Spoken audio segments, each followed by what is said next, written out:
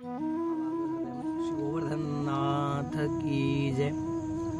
आजकल एक बहुत ही अलग विषय चल रहे हो है कि व्यक्ति ऐसे कथाकार को देखे जो फेमस है, जाकि लोक प्रतिष्ठा हो, जो सोशल मीडिया पे चल रहे हो, वह सो कथा करा।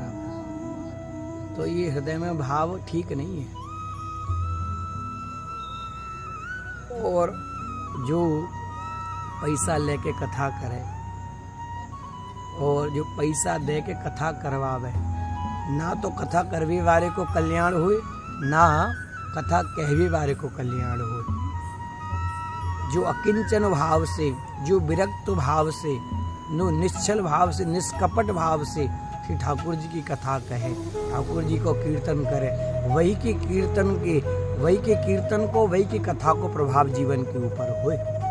और दूसरी बात, जब तक वो जो कथा कर रहे हो, जो कथाकार है, वाकई आचरण में वो ठाकुर जी को सदाचार, ठाकुर जी के प्रति प्रेम, ठाकुर जी के प्रति समर्पण, ठाकुर जी के प्रति अनुराग को भाव नहीं होगा, तो बाकी कथा से कोई लाभ नहीं होगा।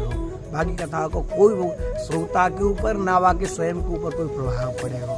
जब तक वह रस में, वह रूप में वो डूबेगो नहीं, अपने आप को डुबाएगो नहीं, तब तक बाकी ऊपर कोई प्रभाव श्री ठाकुर जी की कथा को, ठाकुर जी के कीर्तन को नहीं होगा। जो व्यापार के भाव को लेकर ठाकुर जी की कथा को कर रहे हो, ठाकुर जी के कीर्तन को कर रहे हो, बाकी ना कीर्तन से कोई लाभ काउ को होएगो, ना वह स्वयं को वाको लाभ होएगो। ये बात बिल्कुल पक्की है। ये मेरी बात अटल सत्य समझ लियो। श्री गिरिराज जी की तलहटी में बैठ के यह बात को मैं कह रहा हूँ। जो पैसा को प्रधानता दे के ठाकुर जी की कथा कहे, ठाकुर जी को कीर्तन कहे, तो वासो ना तो सुनवे वाले को कल्याण होनो, ना सुनावे वाले को कल्याण होगा।